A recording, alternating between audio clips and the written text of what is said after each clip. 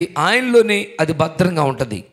దాని లోపట ఉన్న ఆహారం కూడా మన ప్రభువైన యేసుక్రీస్తు వారి యొక్క మరి శరీరంగా మనం చదువుతున్న వాక్యంలో ఆయన మనకిచ్చిన ఆహారం ఎలాంటిదంటే, అది ఎలాగైతే నిరంతరం అది అరణ్యంలో మోసే మీకు మన్నా ఇచ్చాడు. చూడండి ఒకసారి యోహాను సువార్త, మన్నా తిన్నట్టు కాదు అని చెప్పానంటాడు. యోహాను సువార్త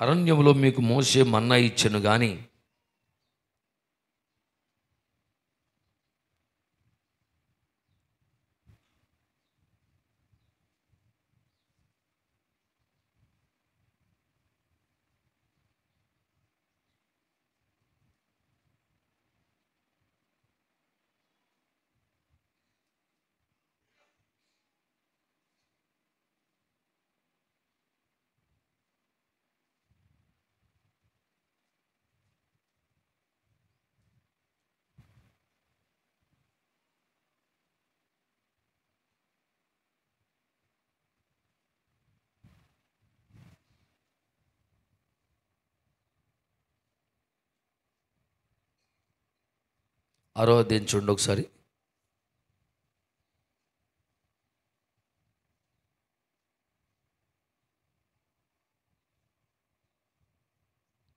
యాభై 52 చదవండి ఒకసారి.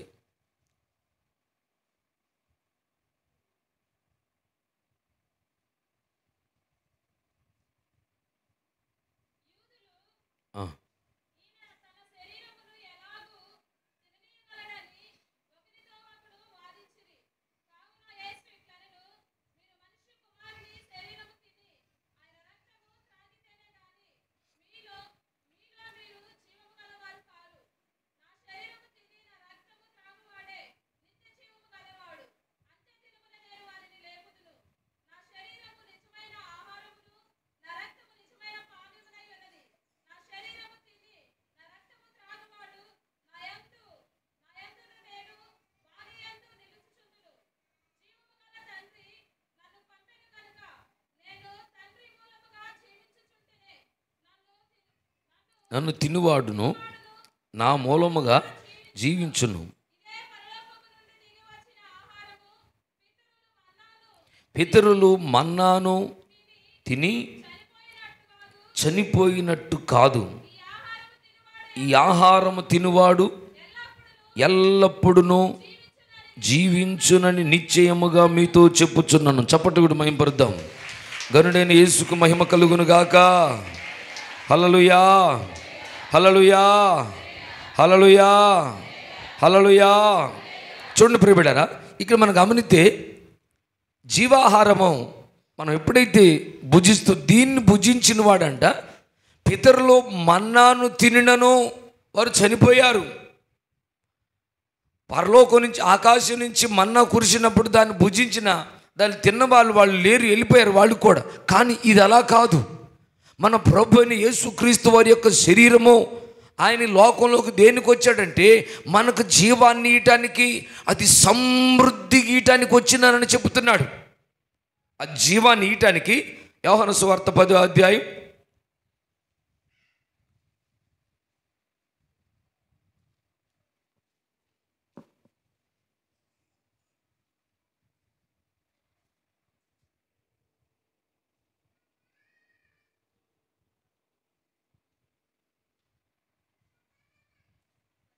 10వ అధ్యాయము 10వ వచనం చూడండి ఒకసారి.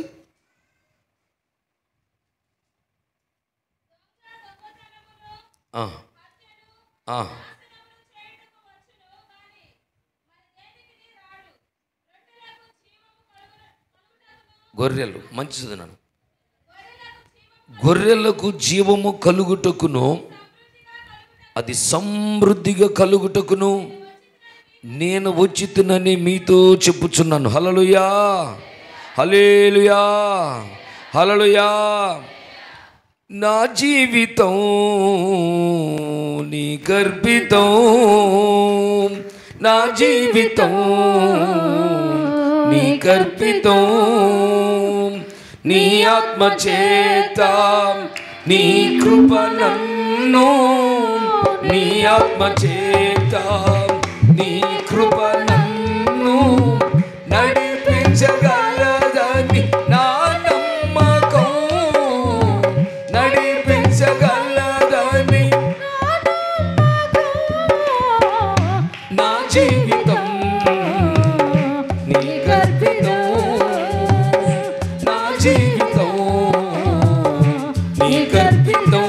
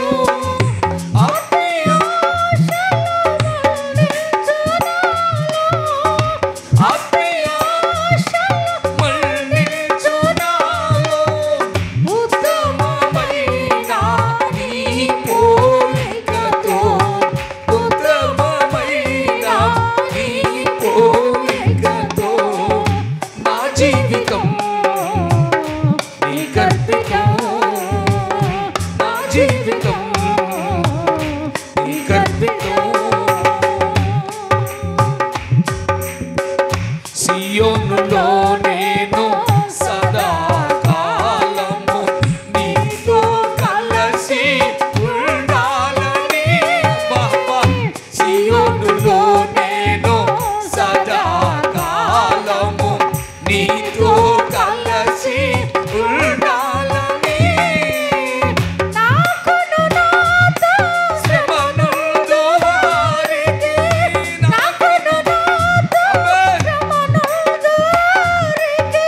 జీవకిరీటము అలంకారమాయెను, జీవకిరీటము అలంకారమాయెను.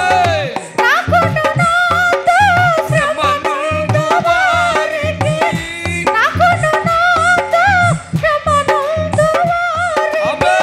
జీవకిరీటము అలంకారమాయెను, జీవకిరీటము అలంకారమాయెను.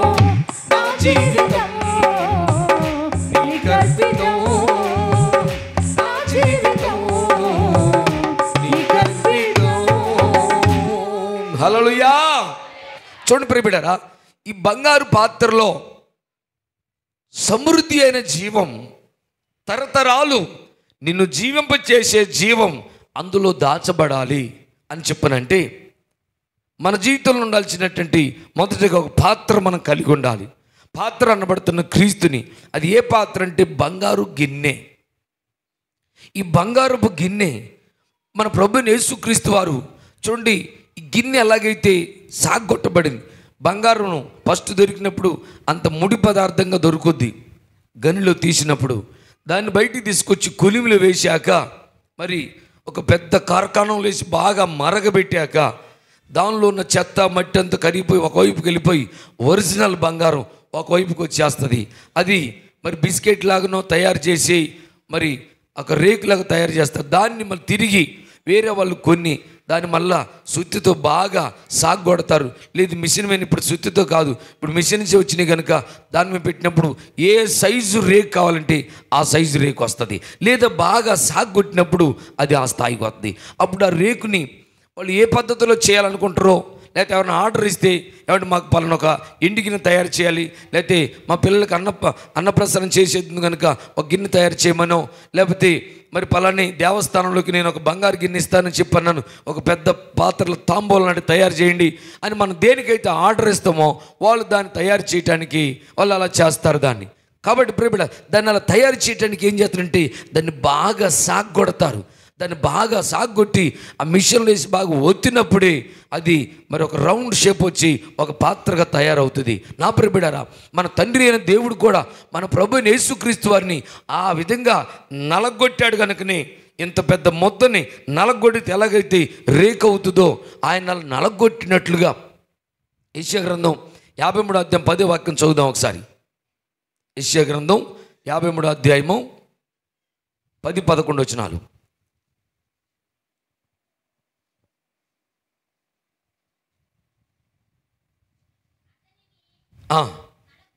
అతనిని నలగొట్టుటకు యెహోవాకు ఇష్టమాయను. చాలు, నన్ను ఏం చేసినట్టు ఆయన్ని నలగొట్టిండంట. నలగొట్టుట ఆయనకి ఇష్టమైంది. అంటే ఈరోజు మన జీవితంలో కూడా ఆ బంగారు పాత్ర, ఆ షేప్ మనలో రావాలంటే మన జీవితాన్ని కూడా ఆయన ఏం చేస్తాడంటే నలగొట్టడం ప్రారంభిస్తాడు. నలగొట్టడం శుద్ధి తీసుకొని ఆ రేకును కొడితే మనం చచ్చిపోతాం. అలా కాదు. మరి ఏం చేస్తాడు? మన జీవితాన్ని శ్రమతో నలగొడతాడు, బాధతో నలగొడతాడు. బాధ ఎదురవుతాయి, శ్రమలు ఎదురవుతాయి, నిందలు ఎదురవుతాయి, ఇబ్బంది ఎదురవుతాయి. దానికి నువ్వు సనగొద్దు, దానికి నువ్వు కొనుక్కోవద్దు, దానికి నువ్వు ప్రార్థన మానొద్దు, ప్రభువుని విడిచిపెట్టకూడదు. ఆ దేవుని నమ్ముకుంటే ఏముందండి, కష్టాలే బాగాలేదు, ఇంకా ఎక్కువ అవుతుంది నాకు అట్లా అనిపిస్తుందండి అని అనుకుంటే నువ్వు ఒక ఒరిజినల్ బంగారంగా కాలేవు. నీవు ఒక ఒరిజినల్ బంగారు పాత్రగా, అనగా యజమానుడు వాడుకొనుటకు అర్హమైన పాత్రగా నువ్వు సిద్ధపరచబడాలంటే నువ్వు తండ్రి చేత అనగా పరిశుద్ధాత్మ దేవుని చేత నలగొట్టబడాలి. దేనికి?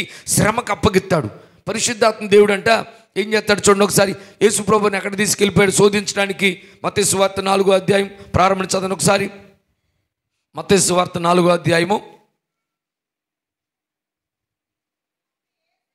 అప్పుడు యేసు అపవాది చేత శోధించబడుటకు ఆత్మ వలన అరణ్యానికి కొనుక్కోబడ్డాడు.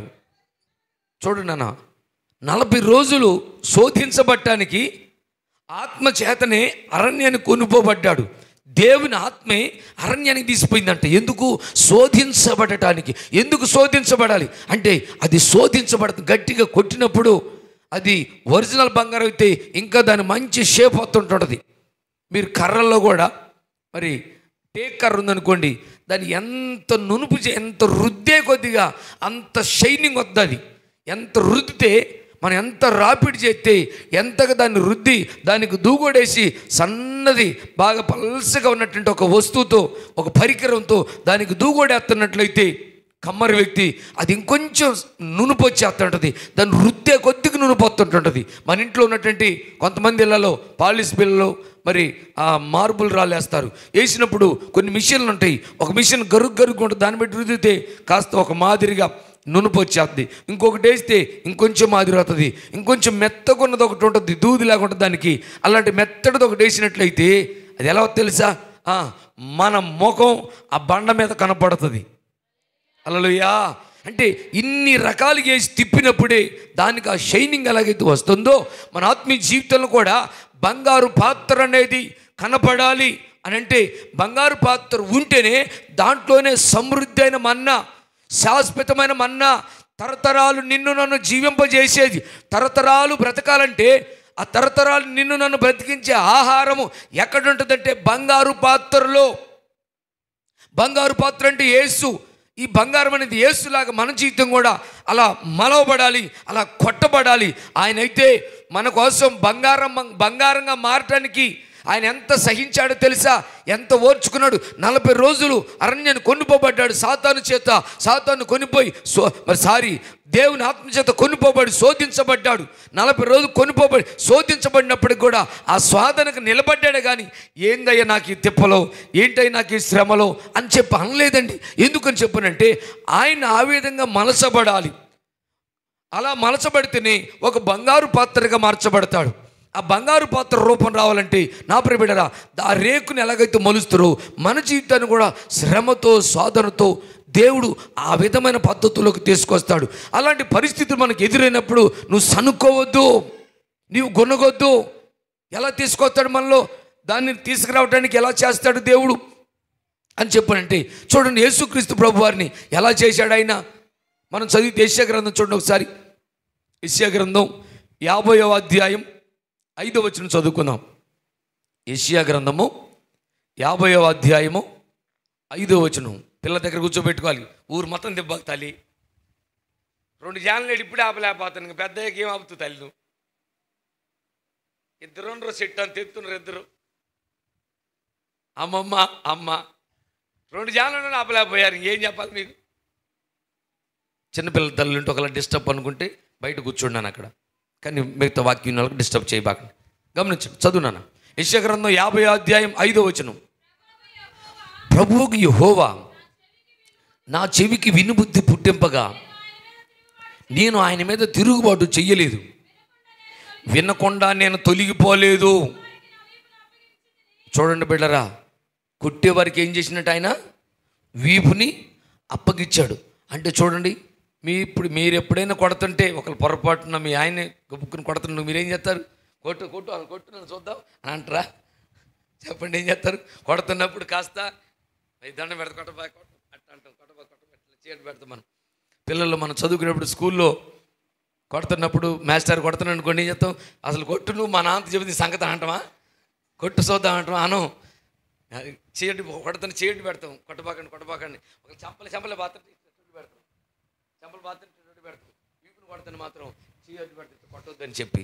కానీ ప్రియబిడ్డరా, నా యేసు చూడండి, నీ విషయమై నా విషయంలో ఆయన ఒక శ్రేష్టమైన రీతిలో మార్చబట్టడానికి, మనకు ఒక మాదిరి కొరకు, మనకు ఒక క్రమాన్ని నేర్పించడానికి, మనకు ఒక మంచి పద్ధతి నేర్పించడానికి, ఒక మంచి జీవితాన్ని మనకి ఇవ్వటానికి, ఒక మంచి భాగ్యవంతమైన మనకి ఇవ్వటానికి ఆయన ఏమవుతుందంటే, కొట్టే వారికి ఒక పాత్రగా మారాలంటే వీపును అప్పగిచ్చాడంట, కొట్టండి అని ఇచ్చాడంట. ప్రియబిడ్డరా, ఆయన డొక్కను కొడుతుంటే ఏమండి మరి బెత్తంతో కొట్టారు, 39 దెబ్బలు కొట్టారు బెత్తంతో. దాంతో చాలక బిడ్డరా మళ్ళీ ఏం తీసుకుని తెలుసా? ఒక కొరడా తీసుకున్నారు. కొరడా అంటే దానికి కొసన లాస్ట్లో చివరిలో పట్టుకునే దగ్గర కాకుండా కొంచెం లాస్ట్కి వచ్చేళ్ళకి అక్కడ దానికి 7 జడల్లాగా ఉంటాయి. కొరడాను అల్లుతారు, 7 జడలు ఉంటాయి. ఆ 7 జడలకి ఆఖరిలో సీసంతో చేసి, గాజుతో సీసంతో చేసినటువంటిది, ఆ ఉక్కుతో చేసినటువంటిది, మరి ఆ గాలం ముళ్ళులాగా, చేపలకేసే గాలం ముళ్ళు పట్టే ముళ్ళు ఉంటుంది కదా. ఇంకా కొంతమంది పల్లెటూరు ప్రజలకు తెలుసు, వండ్ర చెట్టు సండ్ర చెట్టు అంటారు. సండ్ర ముళ్ళు పట్టితే, వస్త్రాన్ని పడితే చించుకొని వస్తుంది.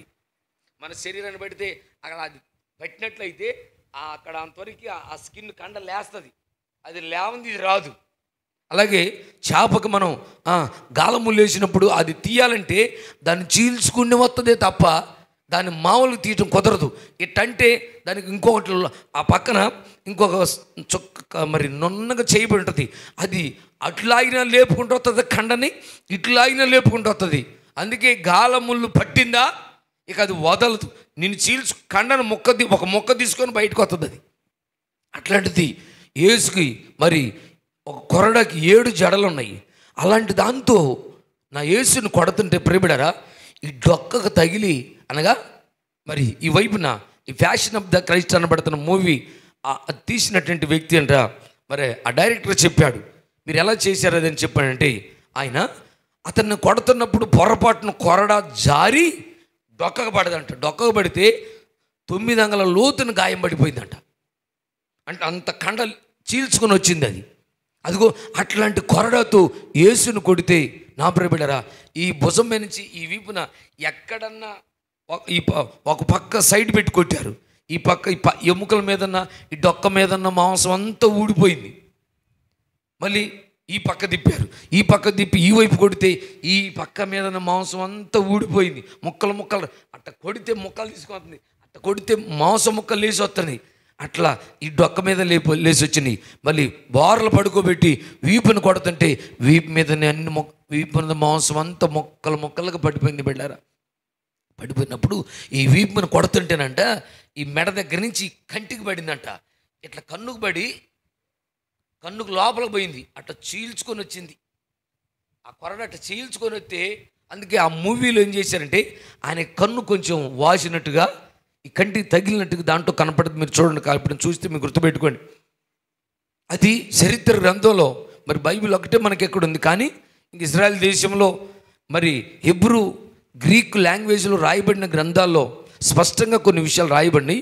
ఇంగ్లీషులోంచి తెలుగులోకి వచ్చేసరికల్లా తర్జుమాలో కూడా కొన్ని తేడా వచ్చినాయి. సరిగ్గా లేవు కొన్ని పదాలు, కొన్ని ఉన్నట్లుగా మెన్షన్ చేయలేదు. దాన్ని హెబ్రూ భాషలో ఉన్నదాన్ని గ్రీక్ భాషలో ఉన్నదాన్ని తెలుగులోకి మార్చడానికి, ఇంగ్లీషులో దాన్ని తెలుగులోకి మార్చడానికి సరైన పదాలు లేక అన్నిటికీ ఒకే పదం ఉపయోగించుకుంటూ వచ్చిన సందర్భాలు కూడా కొన్ని కనపడతాయి మనకు. అయితే అలాగా యేసుని కొట్టినప్పుడు ఈ కంటికి బట్టి చీల్చుకుంటూ వచ్చింది బిడ్డారా. ఆయన 100% మనిషిగా వచ్చాడు. మన శరీరానికి ఒక చిన్న ముళ్ళు గుచ్చుకుంటే ఎంత బాధ ఉంటుందో ఆయన అంత బాధపడ్డాడు. ఆయనకు కూడా అంతే బాధ కలిగింది. ఎందుకో తెలుసా? ఆయన మన నిమిత్తం కొట్టేవారికంట తన వీపును అప్పగించాడంట. తన వీపును దాచుకోలేదు ఆయన. ఎందుకు అని చెప్పానంటే, నా ప్రియబిడ్డలారా, ఆయన తన వీపును దాచుకుంటే మనకు విడుదల లేదు, మనం విడిపించబడే. నేను చేసిన తప్పుకి నేను దెబ్బలు తింటే నేను చచ్చిపోతా, కానీ నేను సావకూడదు. నేను ఇంక సత్తే నాకు జీవితం లేదు. నేను పరిశుద్ధంగా జీవించడం కుదరదు, పవిత్రంగా జీవించడం కుదరదు, నాకు వల్ల కాదు. ఇంకా చచ్చిపోతే ఇంకా జీవితం లేదు కదా. అందుకే నేను సావకుండా నాకు బదులు నేను చేసిన తప్పుకి, నేను చేసిన పాపానికి, నా అతిక్రమ క్రియలకు ఆయన దెబ్బలు తిని, ఆయన నాకు బదులు దెబ్బలు తిని నాకు ఈ జీవితాన్ని ఇచ్చాడు. బాబు, పరిశుద్ధంగా బ్రతుకురా నా కుమారి, పవిత్రంగా జీవించడం నేర్చుకోండి. మీకు అవకాశం ఇచ్చినాని ఇంత కృపనిచ్చాడు. ఎందుకంటే నేను నా పాపాన్ని నేను సావాలి, కానీ నేను సావకుండా మధ్యలో ఆయన తన ప్రాణాన్ని పెట్టాడు. ఆ దెబ్బలకి చచ్చిపోతారు. 40 దెబ్బలు ఎందుకు కొట్టకూడదు? 39 ఎందుకు కొట్టాలి? ఒక దెబ్బ ఎగస్ట్రా కొడితే అతడు అపవిత్రుడిగా ఎంచబడతాడు, ద్వేషించిన వ్యక్తిగా ఎంచబడతాడు, పాపిగా అతను సిలువకు ఎక్కించారు. ఆయన ఏ తప్పు చేయలేదు. మన పాపాన్ని ఆయన మీద శిక్ష వేసుకున్నాడు. మన జన్మలో పాపులమే. ఏది నీ పాపం? నువ్వు చిన్నప్పుడే అబద్ధం ఆడుతావు, దొంగతనం చేస్తున్నావు, మోసం చేస్తున్నావు, సినిమాలు చూస్తున్నావు, బూతులు మాట్లాడుతున్నావు, సారా తాగుతున్నావు, కైనీ తింటున్నావు, తమ్మాకు తింటున్నావు, సిగరెట్ తాగుతున్నావు, కోపడుతున్నావు, బూతులు మాట్లాడుతున్నావు అంటే అదే కదండి జన్మ పాపం అంటే. అదే కదా జన్మ పాపం. నా ప్రియబిడ్డలారా, ఆ పాపం నుంచి విడిపించడానికే నా యేసు దెబ్బలు తిన్నాడు. ఆయన కొట్టేవారికి తన వీపును అప్పగించాడని చదువుతున్నాం. తన వీపును దాచుకోలేదు, తన వీపును కాపాడుకోలేదు. ఎందుకంటే నేను నా వీపును కాపాడుకుంటే నా పిల్లలకు రక్షణ ఉండదు అని మన నిమిత్తం తన వీపును అప్పగించాడు. నా ప్రియబిడ్డలారా, అంతేకాదు ఆయన ఇంకా మనం చదివితే కింద చదివినాడు. సరే, 50 అధ్యాయం 5 వచ్చిన కింద మాటలు, కొట్టువారికి నా వీపును అప్పగించినట్టు దాచుకోలేదు, అప్పగించాడు. ఎంట్రుకలు పెరికివేయి వారికి, ముఖం చెంపలు మేము కొడుతుంటే ఈ చెంపలు గుప్పిడి బట్టి లాగుతుంటే అయ్యక గడ్డ ఉంది ఆయనకి, ఇట్లా బట్టి లాగితే గుప్పడి ఎంటుకలు కూడా వచ్చినాయి. బాయ్ చూడండి బిడ్డారా, మనకి అరికాళ్ళలో మరి పిన్నిసి పెట్టి కూర్చున్నంత సురుకు ఉండదు, తీపి ఉండదు, నొప్పి ఉండదు. కానీ ఇక్కడ కూర్చు చూడండి, పినిస్తో ఎంత తీపి ఉంటుందో. ఈ స్కిన్ ఇక్కడ కూర్చితే ఒక రకంగా ఉంటుంది, కథ మొద్దు బారి ఉంటుంది. ఇది ఇక్కడ కూర్చితే తట్టుకోలేము, నొప్పి అనిపిస్తుంది. అలాగే మరి యేసుని ఆయన చెంపలో, ఆ చెంపలు పెరికి, ఎంట్రుకలు పెరికే వారికి చెంపలు అప్పగించుకున్నాడంట. సరే తీయండి అని చెప్పి ఇచ్చిండంట. అబ్బా, అట్లా గుప్పిడితో లాగితే ఊడొచ్చినట్టండి. అక్కడ రక్తం కారిపోతుంటుంది గడ్డలో నుంచి. ఇక్కడ గుప్పిడి ఎంటుకలు ఊడొచ్చినాయి. ఎంత మీ పిల్లల పొరపాటున ఎప్పుడైనా మీరు చుట్టు పట్టుకుంటే పాలు తాగుతున్నాడు, వాడు పాలించుకుంటూ పాలు తాగుతూ తక్కువ పట్టుకుంటాడు, చుట్టూ పట్టు వదలడు, ఎంటకలు చిన్నగా వదలరు కొంతమంది పిల్లగాళ్ళు. అప్పుడు ఏమంటుంది ఆ తల్లి? అబ్బా అమ్మా, ఈడు నన్ను చంపుతుండు, ఈయన చూడు అని చెప్పనంటది. అంటే వాడి ఎంటకలు బట్టి వదిలిపెట్టదు. వాళ్ళమ్మ వచ్చి ఏదో ఆ మాట ఈ మాట అని, అయ్యా అన్ని అయ్య బుద్ధిలో వచ్చినాయి నీకు, ఏదో మాట అని ఆ చెయ్యి ఇడిపోతుంది. చూడండి బిడ్డ, అలాంటి నీ చిన్న పిల్లవాడు పట్టుకుంటేనే అమ్మా ఈడు నన్ను చంపుతుండే అన్న పదాన్ని ఉపయోగించేవే. మరి ఏసి ఎంత కొట్టబడ్డాడు ఒక్కరోజు నువ్వు ఆలోచించినవా? గుప్పడి ఇంటికి ఊడొచ్చినంటే ఎంత తీపున్నదో పాపమైన, ఎంత బాధపడ్డాడో, ఎంత రక్తం గారి ఉంటుందో ఆలోచించావు ఎప్పుడైనా ఆలోచించినవా? ఇప్పటికైనా ఆలోచించు. యేసు నీ కొరకు నా కొరకు ఒక బంగారు పాత్ర లాంటి జీవితం చేయటానికి, ఒక బంగారులాగా పాత్రలాగా మార్చబట్టడానికి చూడండి, చంపలు ఎంట్రుకలు పెరిగే వారికి తన చంపలు అప్పగించుకున్నాడు. కింద చదువునాను, ఉమ్మివేయి వారికి. ఉమ్ము వస్తుంటే మీరు ఎప్పుడైనా మీ భర్తో, నీ భార్యో, నీ పిల్లలో ఉమ్ము వస్తున్నారు అనుకోండి, అసలు ఎందుకు వాళ్ళు దారిని పోతూ అక్కడ ఊసారనుకోండి, ఇక అక్కడ ఉంటుంది గొడవ. అసలు నువ్వు ఎందుకు చూసినావు చెప్పు, నువ్వు ఎవరిని చూసినావు అంటే, నాకు అంత పురుగులు పడ్డాయా, నేను అంత చెడిపోయినా, నువ్వు అంత మంచోడివా, ఎందుకు ఇవ్వాలి నన్ను చూసి చెప్పు, నేను వస్తున్నప్పుడు ఎందుకు ఇవ్వాలి చెప్పు అని దారిని మనకి కాస్త దూరంగా ఉన్న వాళ్ళు ఏదో సందర్భంలో గొడవ వచ్చిన వాళ్ళు ఒక మాట అనుకుంటే, వాళ్ళు ఊస్తేనే అంత బాధపడి కడుపులో పెట్టుకొని, అమ్మ నాకెళ్ళి చూడాలరా, అంత బాధపడి అడుగుతువే, అంత బాధపడి మాట్లాడుతూ నువ్వు ఎందుకు ఊసిన చెప్పు, అసలు ఊసిన కాదు, నేను వచ్చినప్పుడు ఎందుకు ఇవ్వాలి, నువ్వు కాదు తల్లి, ఏదో నాకు ఉమ్మ చూసినా అమ్మ, లేదు నువ్వు నన్ను చూసే ఊసిను, కారణం ఏంది చెప్పు. అక్కడ పెద్ద గొడవ, పెద్ద తగాదా. కానీ యేసయ్య అట్ట కాదండి, ఆయన ఊచే వారికి అంటే ఏం చేసినంట? ఎవరండి ఆయన? ఈ నోరుని చేసినటువంటి రక్షకుడు అండి ఆయన. ఈ నోరు చేసి నోట్లో పళ్ళు పెట్టి నోట్లో 2 నాలుకలు పెట్టినటువంటి ఆయన, మనకు పళ్ళను సృజించిన ఆయన, నోటికి మాటలు నేర్పిన ఆయన, ఈ నోటికి మాటలు నేర్పాడు. అలాంటి ఆయన ముఖం మీద ఈ పాసి నోటితో ఉన్నట్టు ఉమ్ముని ఆయన ముఖాన్ని ఊయగలిగారంటే చూడండి బిడ్డారు, ఎంత భరించిండు నా యేసు, ఎంత సహించిండు, ఎంత ఓర్చుకున్నాడో మనలను. నువ్వు ఎప్పుడైనా ఆలోచించావు ఈ మాట ఒకసారి అయినా? ఎందుకు అంత ఓర్చుకున్నాడు? నువ్వెందుకు చిన్న మాట ఓర్చుకోలేకపోతున్నావు? నీ భర్త అంటేనో, నీవెవరు అంటేనో, నీ భర్త కదా ఒక మాట అంటే సహించలేకపోయినవా? నువ్వు చెల్లి నిన్నగా మొన్నే వాళ్ళ అత్త ఒక మాట అన్నది చెప్పిరా, మొన్న నైట్ ఏం చేసింది అంటే మందు బుడ్డి ఎత్తుకుంది. బాప్తిసం పొందిన చెల్లి, ఎందుకమ్మా నువ్వు ఈ పని చేసావంటే, ఏదో అట్లనే చేస్తే కామా నా శుద్ధికి రాకుండా ఉంటుందని అట్లా చేశానని చెప్పాను అంటుంది. రాత్రి నేను అడుగుతుంటే, ప్రియబిడ్డ గమనించి, ఎందుకు నిన్ను మాట అన్నానని చెప్పానంటే, చూడండి, సహించే మనసు యేసు ఎలా సహించాడు, నువ్వు అలా సహిస్తేనే నీలో ఆ పాత్ర రూపుదిద్దుకుంటుంది. ఒక బంగారు పాత్ర, ఒక బంగారు లాంటి జీవితం నీలో కనపడాలని చెప్పానంటే, ఎప్పుడు అంటారండి బంగారు లాంటి వ్యక్తి అని? ఆలోచించండి. మన పిల్లలైనా, నీ భర్త అయినా, భార్య అయినా, ఏ తల్లి అయినా, కొంతమంది భార్యలు ఉంటారండి, మా అమ్మనొచ్చు వాళ్ళని. ఎందుకంటే భర్త తాగుబోతుడైనా, వ్యభిచారైనా, మోసగాడైనా, పాపం ఎన్ని తిట్టినా ఎన్ని కొట్టినా నా తల్లి ఎంతో భరిస్తుంది, ఎంతో ఓర్చుకుంటుంది. నా ప్రియబిడ్డలారా, అవసరమైతే భర్త కొరకు 4 నీళ్ళు అడక్కొచ్చి పెట్టుకుంటారు. ఆడపిల్లలకి అలాంటి మనసు ఉంటుంది బిడ్డలారా. అలాంటి మంచి మనసు కలిగి ఉన్న వాళ్ళని ఏమంటారండి? ఆమెను చూసినప్పుడు చాలామంది, ఆమె చాలా ఎంత నీతిమంతురాలండి, చూడు భర్త కోసం ఎంత మంచి జీవితం, భర్తను సాత్తుందండి, భర్తకు తెచ్చి పెడుతుంది ఆవిడ, భర్తను పోషిస్తుంది. భర్త పోషించాలి భార్యని. అలాంటిది ఈ భార్య పోషిస్తుందంటే నిజంగా ఎంత మంచి భార్య దొరికింది మీకు అని అంటారు కొంతమంది. అందుకే మనం సామెతలో చదువుతాం 31వ అధ్యాయంలో, గుణవంతురాలనే భార్య దొరుకుట అరుదు, అట్టిది ముత్యము కంటే అమూల్యమైనదని చదువునాను సరి. సామెతల గ్రంథం, గుణవతి అయిన భార్య దొరుకుట అరుదురా, అది మంచి ముత్యము కన్నా విలువైందిరా, అది మంచి ముత్యము కన్నా విలువైందిరా, జన్మ జన్మల తోడురా, వెన్నెల బాటరా,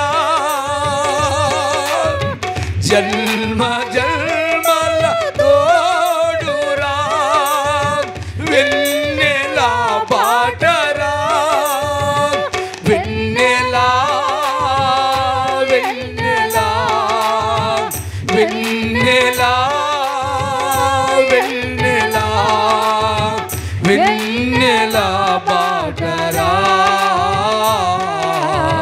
వెన్నెల బాటరా. హల్లెలూయా. చదువునాను. గుణవతి అయిన భార్య, సామెతల గ్రంథము 31:10, 31వ అధ్యాయం 10వ వచనం. గుణవతి అయిన భార్య దొరకటం అరుదు. ఒకవేళ అలాంటి వ్యక్తి ఎవరికైనా దొరికిందా, నా తమ్ముళ్ళారా, సహోదరులారా, ఆమె మామూలు వ్యక్తి కాదండి, ముత్యము కంటే అమూల్యమైన వ్యక్తి అంట. ముత్యము కంటే అమూల్యమైన వ్యక్తి ఎవరు? గుణవంతురాలు. గుణవతి అయిన భార్య దొరకటం అంట అరుదంట, అరుదు, చాలా కష్టం అట్లాంటి వ్యక్తులు దొరకటం. కానీ ఒకవేళ ఏ భర్తకైనా అలాంటి భార్య దొరికిందంటే, అబ్బా ఆమె ఎవరంట? ముత్యము కంటే అమూల్యమైనటువంటి వ్యక్తి అని మనం చదువుతున్నాం. నా ప్రియ, ఎవరినంటారు ఆ మాట? ఇదిగో ఏమని అంటారు. ఎందుకంటే ఆమంట తన భర్తను పొద్దుటే లేగని చెప్పుద్దంట, ఏమండి అర్జెంట్ మీరు స్నానం చేయండి, ఇస్త్రీ బట్టలు అక్కడ ఉన్నాయి, నెంటే కట్టుకోబాకండి, ఇది వదిలేయండి, అవి తీసేయండి, అక్కడ అవి కట్టుకోండి, కట్టెలు నరుకుపో అందో. అవి కట్టుకొని వెళ్ళిపోయి ఏడ కూర్చోమంటుంది భర్తని? మీరు వీధిలో పెద్దలతో కూడా ఆ రచ్చబండ దగ్గర కూర్చోండి, మీరు అక్కడ కూర్చోండి, అమ్మా కాస్త నీకు నీళ్ళు తెచ్చి పెడతా, మీరు ఏమొద్దండి, మీరు అక్కడ కూర్చోపోండి. కొన్ని పల్లెటూళ్ళలో మరి తల్లులు తిట్టుకుంటారు, కట్టెలు లేకపోయినా సాయంత్రం నీ కాళ్ళు పెడుదూలే ఉండు అని అంటారు. నీళ్ళు తేకపోయినా ఎన్నెన్నో మాటలు అట్లా అనుకుంటారు. కానీ గుణవంతురాలు అలా కాదు. భర్తనంట నువ్వు ఇస్త్రీ బట్టలు తెల్లి నువ్వు బడ్జెట్లో కూర్చోమంటారు. ఆ వచ్చేవాళ్ళు పోయేలు చూస్తారు, ఈడేంద్ర పొద్దు అందరేమో నీళ్ళు తెచ్చేవాళ్ళు నీళ్ళు తెస్తుంటారు, పని చేసేవాళ్ళు పని చేస్తారు, కట్టెలు నరుగుతున్నారు. కొంతమంది ఏ పని చేసేవాళ్ళు ఆ పని చేసి అటు ఇటు తిరుగుతుంటే ఈ మహానుభావుడు బండమే కూర్చోండు, దర్జా కూర్చుండు, బండమేన కాలు మీద కాలుసుకొని చూస్తుండు. మరి ఏంది వీడికి ఇంట్లో వాళ్ళ ఆమె ఏం పని చెప్పదా, ఏంది వాళ్ళ ఆవిడ పని చెప్పదా? లేదు లేదు. ఎందుకని? ఆవిడ గుణవతి అయిన భార్య, గుణవంతురాలు, భర్త విలువను ఎరిగినది.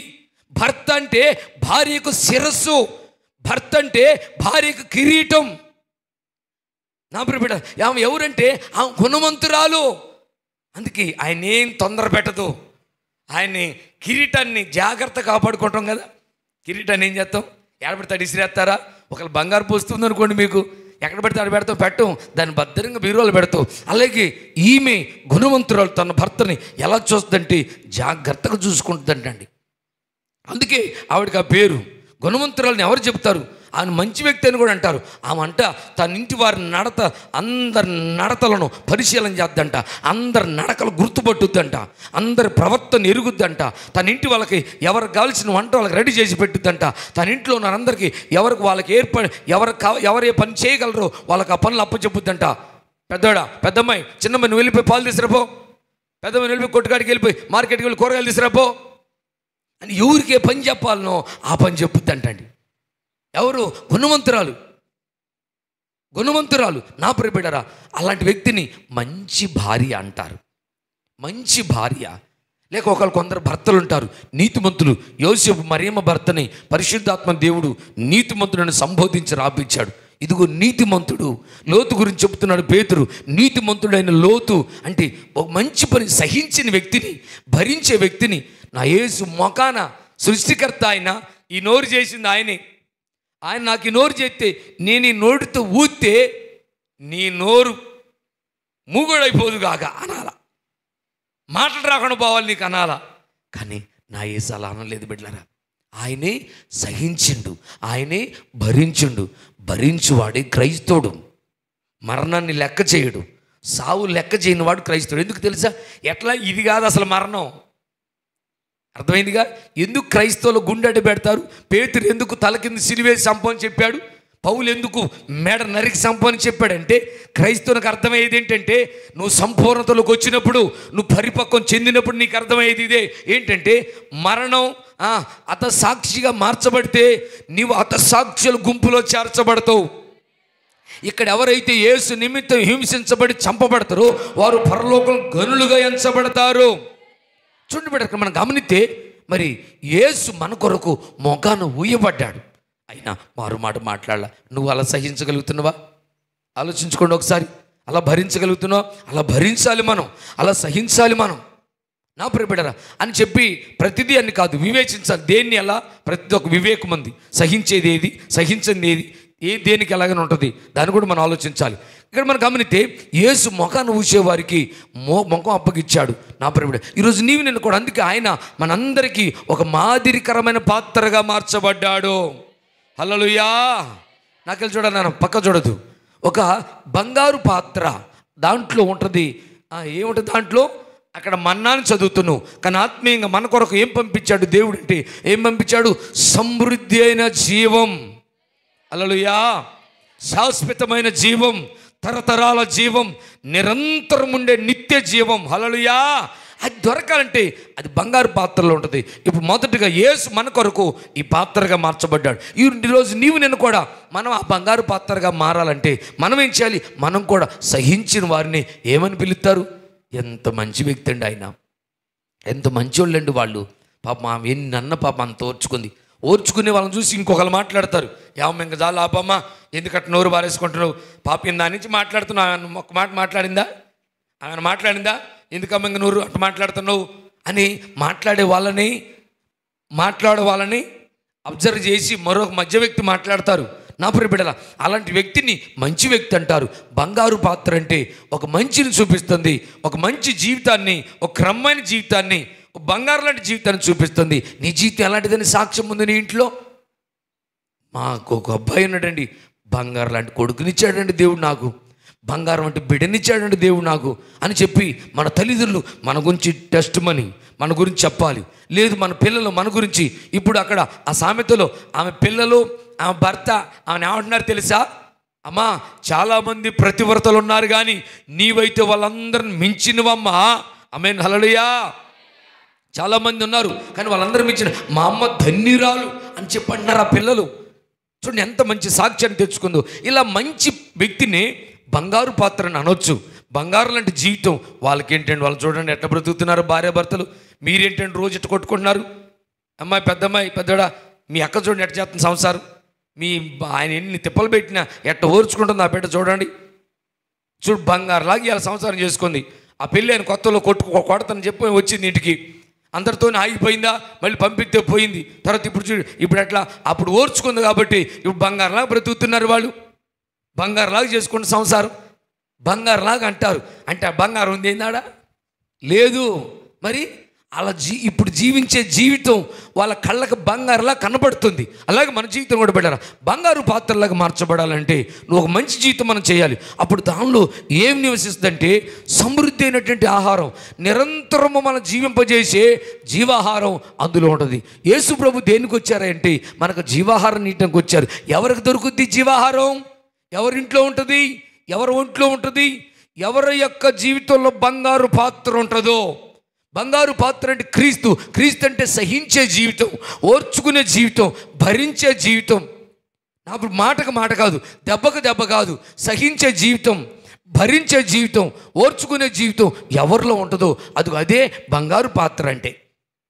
ఈరోజు నేను అలాంటి జీవితం చేయాలని ప్రభు ఎంతో కోరుకుంటున్నాడు. నా ప్రియబిడ్డరా, మనం లోకానికి వెలుగు, ఈ లోకానికి మనమే వెలుగయ్యున్నాం, మనమే ఉప్పు అయ్యున్నాం. మనం దేవుడు చెబుతున్నాడు మీరు ఉప్పులు ఈ లోకానికి అన్నాడు, మీరు లోకానికి వెలుగని చెప్పారు. అంటే అలాంటి మంచి సాక్ష్యాన్ని మనం కలిగి ఒక బంగారు లాంటి జీవితాన్ని మనం చేయాలని దేవుడు ఆశపడుతున్నాడు.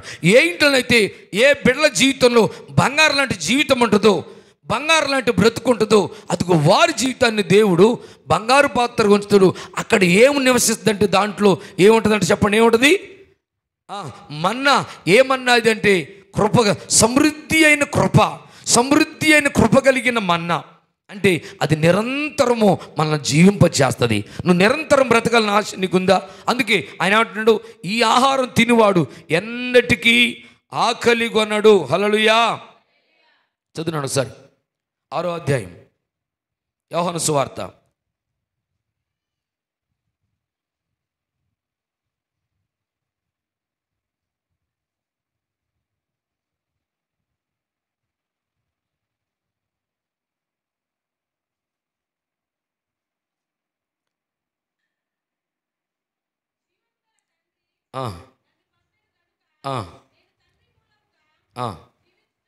జీవించుచున్నట్లే నన్ను తినువాడును నా మూలముగా జీవించును.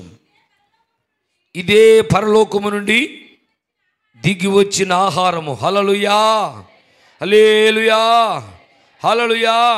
చూడండి బిడ్డరా, ఇది నిరంతరము జీవించే జీవితం. అందుకే మనం నిరంతరము జీవించాలి.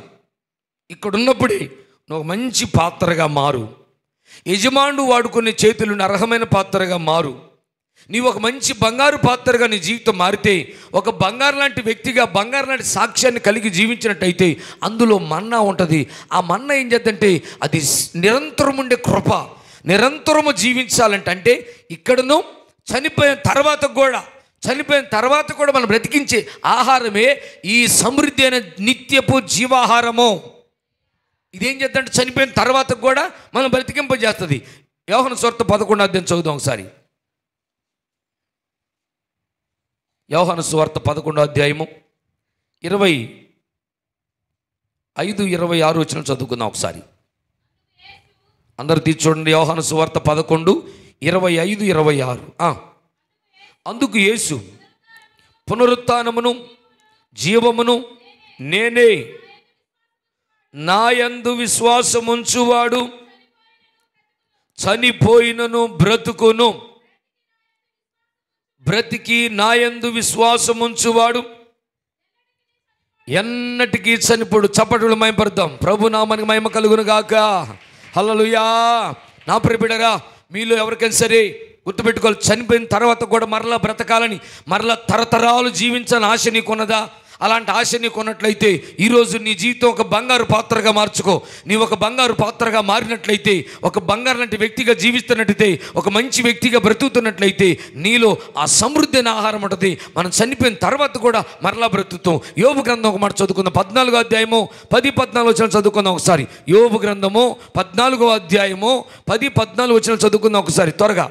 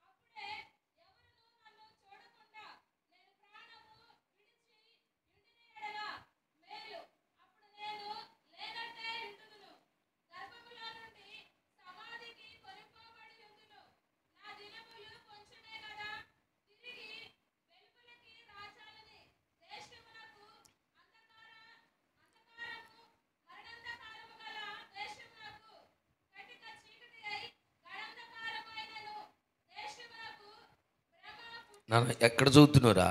14వ అధ్యాయము 10వ వచనం నుంచి 14వ వచనం వరకు. అయితే నరులు మరణమై కదలలేక పడియుందురు. నరులు ప్రాణము విడిచిన తరువాత వారేమైపోవుదురో, తటాక జలములు ఎట్లు ఇంకిపోవునో, నది నీరు ఎట్లు ఎండి హరించిపోవునో, అలాగుననే నరులు పండుకొని తిరిగి లేవరు. ఆకాశము గతించిపోవు వరకు వారు మేలుకొనరు. ఎవరునూ వారిని నిద్ర లేపజాలరు. నీవు పాతాళములో నన్ను దాచిన ఎడల ఎంతో మేలు. నీ కోపము చల్లారు వరకు నన్ను చాటున నుంచిన ఎడల ఎంతో మేలు. నాకు ఇంతకాలమని నీవు నియమించి తరువాత నన్ను జ్ఞాపకము చేసుకునవలెనని నేనెంతో కోరుచున్నాను.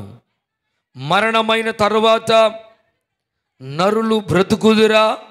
అలాగుండిన ఎడల నాకు విడుదల కలుగు వరకు నా యుద్ధ దినములన్నీ నేను కనిపెట్టియుందును. హల్లెలూయా, హల్లెలూయా. చూడండి బిడ్డరా, మరి మనం చనిపోయిన తర్వాత అందరూ అనుకునేది ఏంటంటే మట్టిలో పెట్టిన తర్వాత ఇంకా మనం లేగమో అంతే అనుకుంటున్నారు. అంటే చనిపోగానే జీవితం క్లోజ్ అయిపోయింది అనుకుంటున్నారు. ఇంకా లేరనుకొని ఏడుతున్నారు చాలామంది. వాడు గుర్తుపెట్టుకోండి నా ప్రియబిడ్డారా, మరి మంచోళ్ళైనా చెడ్డోళ్ళైనా ప్రతి ఒక్కరు రేపు అక్కడ నిలబడాలి, న్యాయ తీర్పులో నిలబడాలి. అంటే ఇప్పుడు మట్టి అయిన వ్యక్తి ఎలా లేస్తాడు? కట్టెలో కాలిపోయిన బూడిదైన వ్యక్తి ఎలా లేస్తాడు? నువ్వు బూడిదైపో, కట్టెలో కాలిపెట్టు, సముద్రంలో పడి చచ్చిపో, ఎక్కడ చచ్చిపో, ఆకాశంలో చచ్చిపో, చెట్టు మీద చచ్చిపో, చెట్టు కింద ఎక్కడైనా సరే దేవుడు కేకేస్తాడు. ప్రకటనలో మనం చదువుతున్నాం. ఏమని సముద్రమా అంటాడు. సముద్రమా, నీలో ఎంతమంది మృతులున్నారు తీసుకురా అంటే, సముద్రంలో మరి ఓడల మునిగో పడవల మునిగో ఎవరైనా అలా దూకి చచ్చిపోయిన ఆత్మలన్నీ సముద్రంలో నెలలు ఉంటాయి. ఆత్మలపై సముద్రం తెచ్చి అప్పు, అయ్యా ఇదిగో నాలో ఉన్నారు ఇంతమంది అంటది. తర్వాత భూమి, అయ్యా నీలో ఎంతమంది ఉన్నారు అంటే సమాధులు ఉన్న వాళ్ళు మొత్తాన్ని తీసుకొచ్చి ఆడబెట్టుద్ది భూమి. చెట్లారా మీలో ఎంతమంది ఉన్నారంటే, అది నాకు ఈ మాట చదివినప్పుడు సరే ఇదేం చెట్లు కూడా ఉంటారా అనుకున్నాను నేను. నిజమే, ఆత్మ చెట్టు మీద ఉంటుందా అంటే ఉంటుంది. ఉంటాయా? ఉంటాయి. మీరు కావాలని చూసుకోండి. మీరు కావాలంటే దావీదు గారు సాక్ష్యం అడగని చెబుతారు. వాళ్ళ ఇంట్లో కొబ్బరి చెట్టు ఉండేది. కొబ్బరి చెట్టు ఉంటే దానికి పోత వస్తుంది, రాలిపోతుంది, పోత వస్తుంది, రాలిపోతుంది, పోత వస్తుంది, రాలిపోతుంది, అంత కాయని రాలిపోతుంది.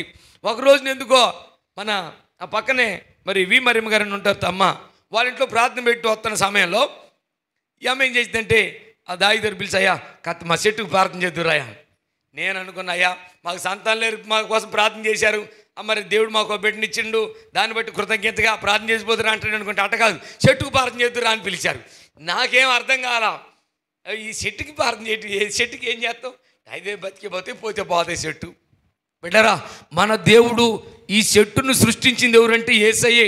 దాన్ని కూడా జాగ్రత్తగా చూస్తాడు ఆయన. ఆమేన్, హల్లెలూయా. గవర్నమెంట్ వారు కూడా నువ్వు రోడ్డు పక్కన గొడవలతో చెట్టు నరికిపో, నిన్ను సెంటర్ జైల్లో పెడతారు తీసిపోయి. మామూలు బెటరు. ఎందుకు తెలుసా, చెట్టు నరికితే కూడా అంత కేసు ఉంది ఇప్పుడు. చెట్టు కూడా నరకకూడదు అంటే దేవుడు చెట్టును కూడా ఎంతో భద్రం చూస్తాడు. అయితే ఈ కొబ్బరి చెట్టు కాడికి తీసిపోయారు ప్రార్థన చేయని. నేను కొబ్బరి చెట్టు దగ్గర పోయిన ప్రార్థన చేద్దాన్ని పోయి అట్లా చేయి పెట్టి ప్రార్థన చేయాలి. చెట్టు ఏమని చేయాలా చెట్టుకు? నేను ఇప్పుడు కాపు నిలబట్టలేదయ్యా, కాపు ఈసారి నిలబడాలని ప్రార్థన చేయనరు. సరే నేను కాపు నిలబడాలని ప్రార్థన చేద్దాన్ని దగ్గర పోతే ఈ ఒక మనిషి వెనక్కి నెట్టినట్టే వచ్చిన, ఇది తేడా ఉందేడా. మళ్ళీ దగ్గర పోయినా మళ్ళీ ఏదో కరెంట్ శాఖ కొట్టినట్టు అనిపిస్తుంది. చెట్టుకి శాఖే రాలేదు, కరెంట్ తీగలే లేవు. తీరా చూస్తే ఏంటంటే ఆ చెట్టు మీద ఒక అపవిత్రాత్మ పనిచేస్తుంది, ఒక దయ్యం దాని మీద. దాని కాపు నిలబడపోవటం ఈ సైతానే. ఇక యేసు నామం చెప్పి గద్దిచ్చేసి రక్తం చెప్పి గద్దిచ్చాక అది పోయినటువంటి మరుక్షణమే కాపు గాయటం మొదలుపెట్టింది యేసు నామంలో. అయ్యా కాసిందా కాలేదా? ఆ ఫస్ట్ కాసిన ఫలాల్ని ముందా ఆ గేల ఫస్ట్ చర్చికే తీసుకొచ్చారు. దేవునికి మహిమ కలుగును గాక. నాకు అప్పుడు దాకా తెలియదు చెట్టు మీద కూడా ఉంటే ఏంటి అయ్యాలి, ఈ చెట్టు మీద సంగతి అప్పుడు తెలిసింది. గమనించండి ప్రియబిడ్డారా, అలాగనే చెట్లను కేకెత్తి చెట్ల మీద ఎన్ని తీసుకొచ్చి అప్పచెప్పుద్ది. ఇలాగ మన జీవితంలో మరి ప్రతి ఆత్మను అప్పచెప్తే రేపు అక్కడ నిలబడాలి. కాబట్టి మనం కూడా నిలబడతాం. అయితే మనం నిలబడినప్పుడు ఎలా నిలబడాలంటే మళ్ళీ మనం నరకానికి పోయేట్టు నిలబడొద్దు. మనం నిలబడితే నిరంతరం నిత్యత్వంలో జీవించడానికే ఆయన దగ్గర నిలబడదుము గాక. అయితే అలాంటి నిరంతర జీవితం జీవించాలంటే నువ్వు ఎన్నడూ చనిపోయినటువంటి ఆహారాన్ని తినాలి. అదేంటంటే జీవాహారం. ఇప్పుడు మనకిచ్చిన ప్రభు ఇచ్చిన ఆ మన్నా గల పాత్రలో ఉన్నది ఏంటంటే సజీవమైన దేవుని యొక్క జీవం గల వాక్యము. హల్లెలూయా. ఏంటంట? వాక్యం. వాక్యం అంటే యేసు, యేసు అంటే వాక్యం. బిడ్డరా, ఆయన శరీరం అంటే వాక్యం. ఇప్పుడు ఈ వాక్యాన్ని నీలో ఉందా? వాక్యం మనం చదివితే 119వ కీర్తనలో చూడండి ఒకసారి. 119వ కీర్తనకారుడు అంటున్నాడు, దేవా నీ వాక్యము నన్ను బ్రతికించినది, నా బాధల్లో ఇది నాకు నెమ్మది కలిగిస్తుంది. 119వ కీర్తన 50 వచనం చూడండి ఒకసారి.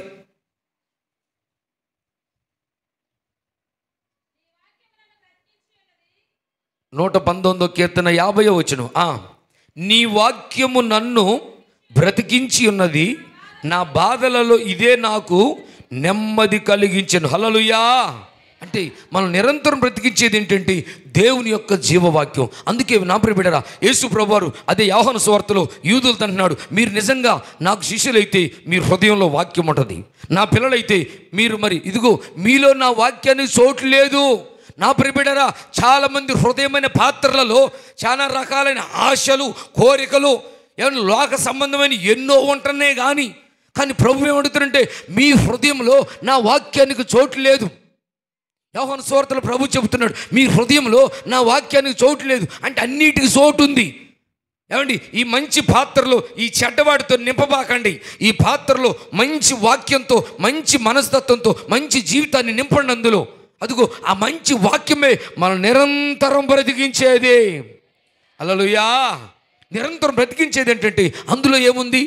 వాళ్ళు అంటున్నారు, అయ్యా రకరకాల ఆలోచనలు కలిగి ఉన్నారు. ఒక మాట చదువున్నాను, యోహాను సువార్త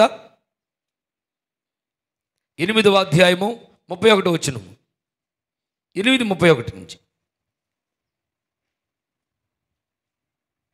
కాబట్టి యేసు తను నమ్మిన యూదులతో, మీరు నా వాక్యమందు నిలిచిన వారైతే సత్యమును గ్రహించెదరు, అప్పుడు సత్యం మిమ్మను స్వతంత్రులుగా చేయును చెప్పగా, వారు మేము అబ్రహాము సంతానం,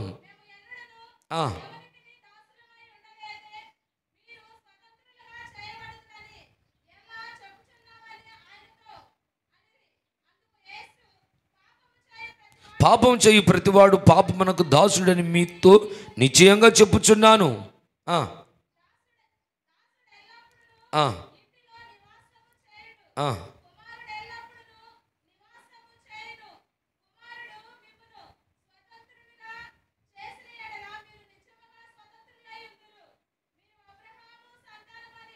నాకు తెలియను, అయినను మీలో నా వాక్యమునకు చోటు లేదు గనుక నన్ను చంపవెదుకుచున్నారు. హల్లెలూయా, హల్లెలూయా.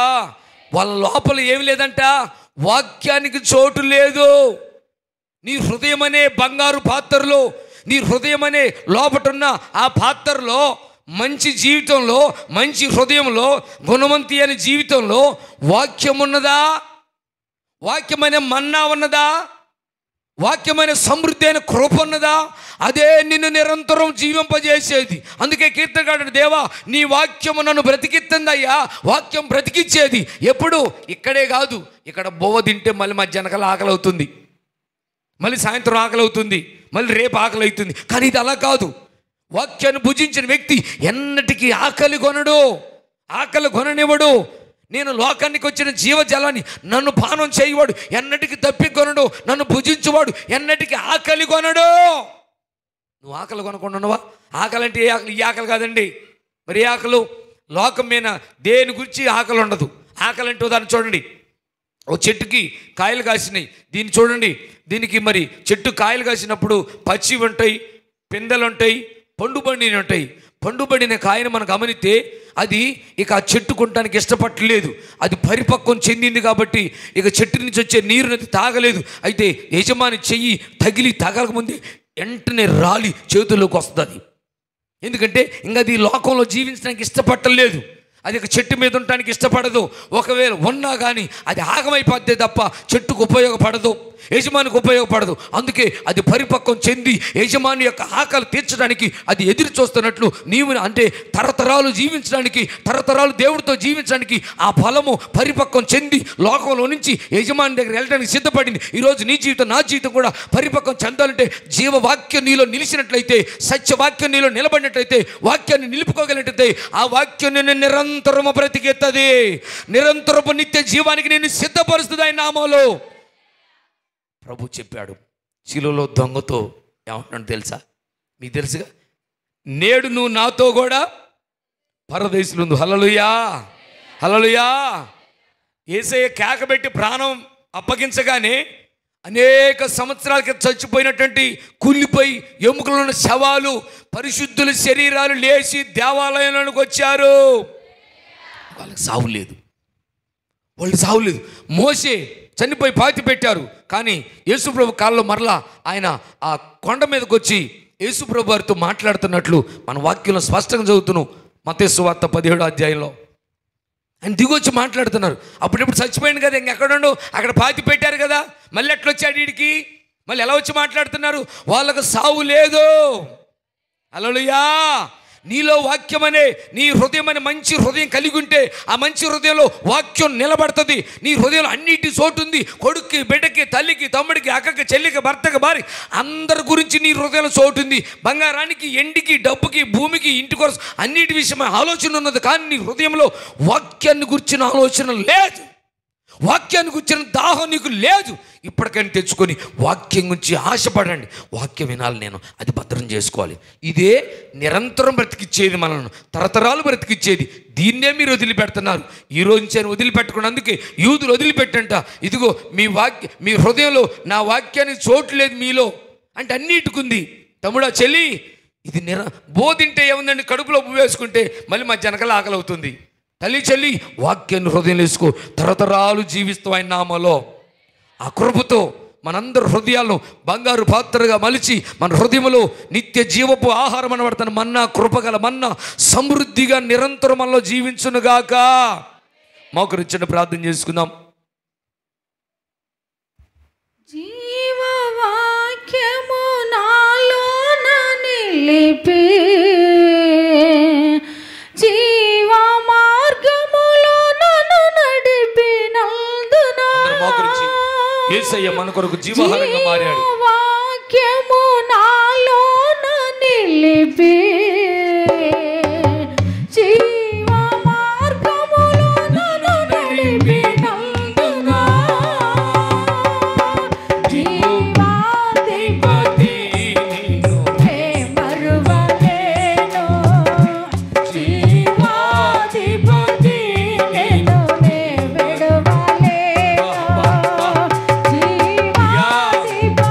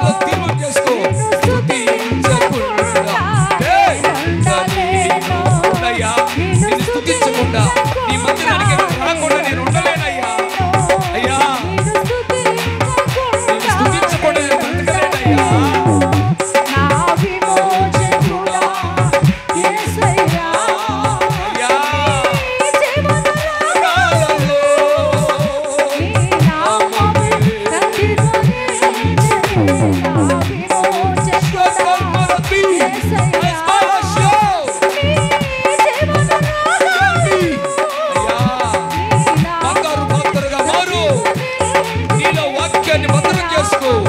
నీ హృదయాన్ని వాక్యంతో నింపుకో. నీ కుటుంబాన్ని వాక్యంతో నింపు. అదే తరతరాలు బతికించే వాక్యం.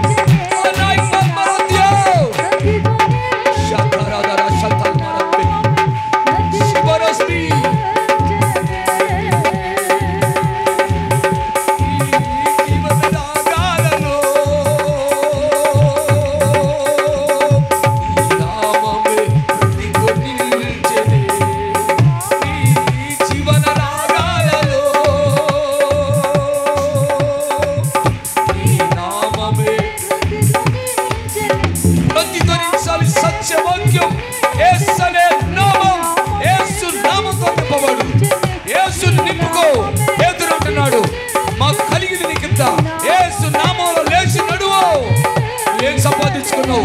పౌలు అన్నాడు, ఇక మీద జీవించేది నేను కాదు, నా యందు క్రీస్తే జీవిస్తున్నాడు, నాలో క్రీస్తే జీవిస్తున్నాడు. క్రీస్తుని కలిగి ఉండు.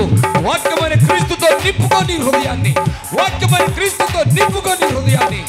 అయ్యా నాలో నుంచి పోవద్దయ్యా. జీవవాక్యమా, జీవాధిపతి, నన్ను తరతరాలు జీవింపచేయవాడా. యోబు సహించి తరతరాల జీవితానికి వెళ్ళాడు.